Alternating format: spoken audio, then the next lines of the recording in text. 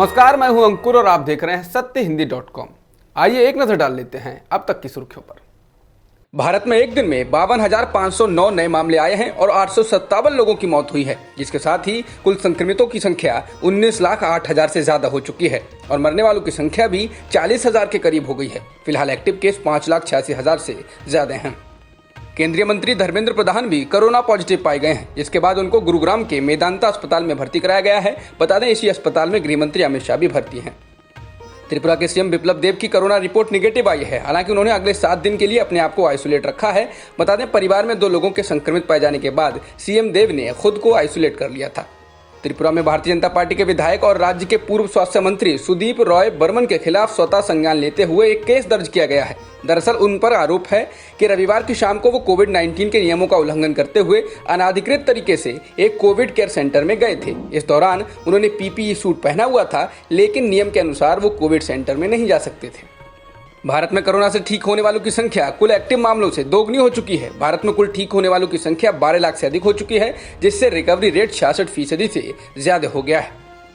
विश्व स्वास्थ्य संगठन की एक वरिष्ठ अधिकारी ने मंगलवार को कहा कि कोरोना वायरस को फैलने से रोकने के लिए लॉकडाउन एक अस्थायी उपाय था और वायरस पर सफलतापूर्वक लगाम कसने का प्रयास करने वाले कुछ देशों की तुलना में भारत में जांच की दर कम है।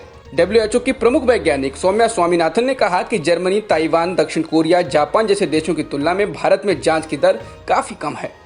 विश्व स्वास्थ्य संगठन ने मंगलवार को रूस की वैक्सीन को लेकर संदेह जताया। रूस अक्टूबर महीने से कोरोना वायरस की वैक्सीन का उत्पादन शुरू करने जा रहा है। तीसरे चरण का ट्रायल किए बगैर ही उसके उत्पादन पर विश्व स्वास्थ्य संगठन के प्रवक्ता क्रिस्टियन लिंडमेयर ने कहा, जब भी ऐसी खबरें आएं या ऐसे कदम उठाए जाएं तो हमें सावधान रहना होगा। ऐसी खबरों के तथ्यों की जांच सतर्कता के साथ की जानी चाहिए। उन्होंने कहा कि वैक्सीन के असरदार होने के संकेत मिलने और क्लिनिकल ट्रायल के सभी चरणों से गुजरने में बहुत बड़ा फर्क होता है। हमने आधिकारिक तौर पर ऐसा कुछ नहीं देखा है।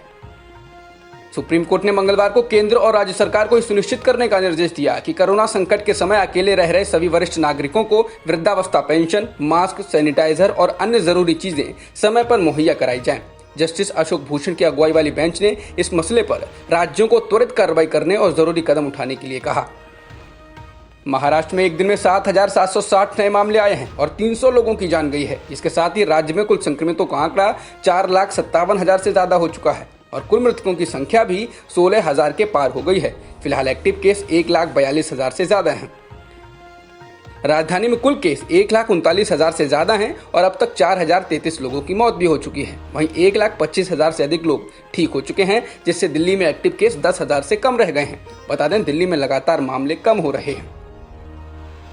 दुनिया भर में अब तक 1,84,00,000 से ज्यादा लोग कोरोना वायरस से संक्रमित हो चुके हैं और 6,99,000 से ज्यादा लोगों की मौत भी हो चुकी है। कोरोना की चपेट में सबसे बुरी तरह से अमेरिका, ब्राजील, फिर भारत है। जॉन्स हॉपकिंस यूनिवर्सिटी के अनुसार अमेरिका में संक्रमितों का आंकड़ा 47,70,000 से अधिक हो गया है और मरने वालों की संख्या भी 1,56,000 से ज्यादा हो चुकी है। इसके बाद ब्राजील में भी संक्रमितों का आंकड़ा 28 लाख से अधिक पहुंच चुका है और मृतकों की संख्या भी 95,000 से ज्यादा हो चुकी है।